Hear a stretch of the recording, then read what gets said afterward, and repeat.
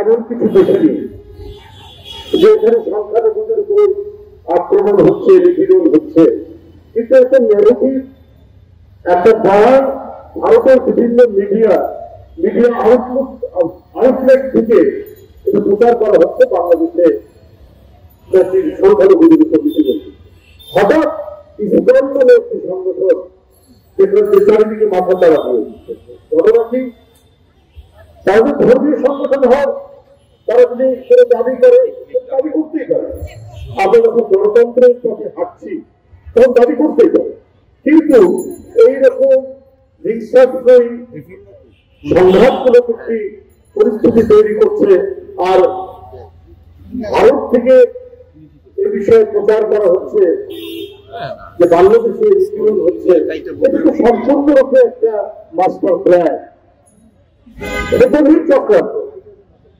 যদি নিপীড়ন হয়, মারা যাচ্ছে তো সাধারণ একজন আইনজীবী। আমরা দেখলাম যে ইসকনের আঘাতে একেবারে দেহ ছিন্ন ভিন্ন হয়ে গেছে, সেটা হলো অ্যাডভোকেট সাইফুল ইসলাম। তাহলে ভারতের মিডিয়া আউটলেট গুলো যে প্রচার করছে, যে অপতথ্য দিচ্ছে, যে অপপ্রচার করছে, এটা মিথ্যা। এটা মিথ্যা বাংলাদেশের ভাবমূর্তিকে নষ্ট করার জন্য। কারণ শেখ হাসিনা পালিয়ে যাওয়ার পর থেকেই তাদের মনে খুব কষ্ট, তারা খুব বেদনা বোধ করছে। পৃথিবীর কোন দেশ এই অভিযোগ কিন্তু ফেলেনি বাংলাদেশের বিরুদ্ধে, যে একমাত্র দেশ তারা এই অভিযোগ করছে। আজকে প্রযুক্তির সর্বোচ্চ ব্যবহারের কারণে পৃথিবীর সব দেশ মিলে আমরা তো একটা প্রযুক্তিগত একটা গ্রামে বাস করছি, সবাই সবার খবর আমরা রাখি। একটা গ্রামে যেমন প্রত্যেক বাড়ির প্রত্যেক হাড়ির খবর প্রত্যেকে রাখে, আজকে পৃথিবীর অনেক চাই কেবলমাত্র ভারত থেকেই নিপীড়ন হচ্ছে, নির্যাতন হচ্ছে, ইত্যাদি ইত্যাদি খবর রাখতে পারে।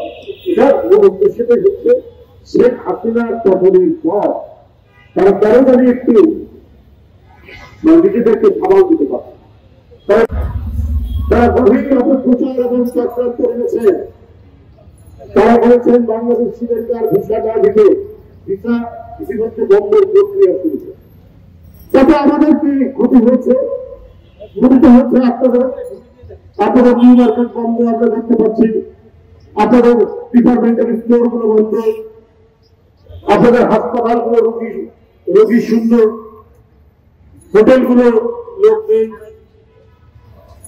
আর আমরা বলবো একদিক থেকে ভালোই হয়েছে, আমাদের বৈদেশিক মুদ্রা আর বাইরে চলে যাচ্ছে না, বিলিয়ন বিলিয়ন ডলার টাকা পাচার হতো, সেই টাকা পাচার হচ্ছে না।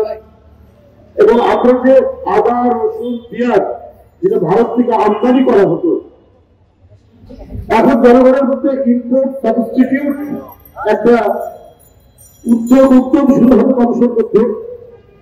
আমরা প্রত্যেকেই যার কতটুকু জমি আছে আমরা সেখানে পেঁয়াজ লাগাবো, আদা লাগাবো, রসুন লাগাবো। মানুষের মধ্যে উৎসাহ করেছে যে ভারত যদি আমাদেরকে পেঁয়াজ লাগাবে, একসময় দিত না, তাতে ক্ষতি কি হয়েছিল? আমরা ওইভাবেই চলেছি। এখন আমরা আরো বেশি করে আমাদের সর্বত্র চট্টগ্রামে প্রচুর আদা হয়, নীলফামারীতে প্রচুর আদা হয়, রাজশাহীতে প্রচুর পেঁয়াজ হয়, পাবনাতে প্রচুর পেঁয়াজ হয়। আমাদের এই পেঁয়াজ উৎপাদন আরো বৃদ্ধি পাবে চারিদিকে। আর আরেকটা বড় উপকার হবে, ভারত নানা কায়দায় আমাদের দেশে ফেন্সিডিল এবং ইয়াবা পাঠাবে, এইটা আর আসবে। এই ভারত ভিসা বন্ধ করে এবং তারা বাণিজ্য বন্ধ করে বাংলাদেশের একটা বিরাট উপকার করবেন তারা। আসলে বন্ধুরা আমার, ওরা হচ্ছে অত্যন্ত হিংসা করার, অত্যন্ত সাম্প্রদায়িক। এবং বাংলাদেশ শান্তিতে থাক, বাংলাদেশের যে হিন্দু, মুসলমান, খ্রিস্টান, বৌদ্ধ সবাইকে ভাতৃত্বের বন্ধনে অটুট সম্পর্ক বিদ্যমান, এটাকে ভেঙে ফেলার জন্য, বাংলাদেশের ভাবমূর্তিকে বিনষ্ট করার জন্য এইটা তাদের দীর্ঘদিনের প্রচেষ্টা। বহুদিন আগে থেকে তারা এই কাজগুলো করে গেছে।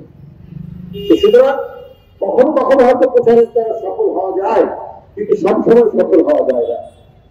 ওরা আর এটা নিয়ে আর সফলতা দেখাতে পারছে কি দিল্লি কি কলকাতা অনেক চেষ্টা তারা করেছে। এটার কারণটাই আমি আগে বলেছি যে শেখ হাসিনার জন্য তাদের যে গণব্যথা, তারা তো ব্যর্থতা বোঝাই করছে। কারণ হাসিনা থাকলে তো তাদের লাভ, লুটের টাকা সব ভারতে ইনভেস্টেড।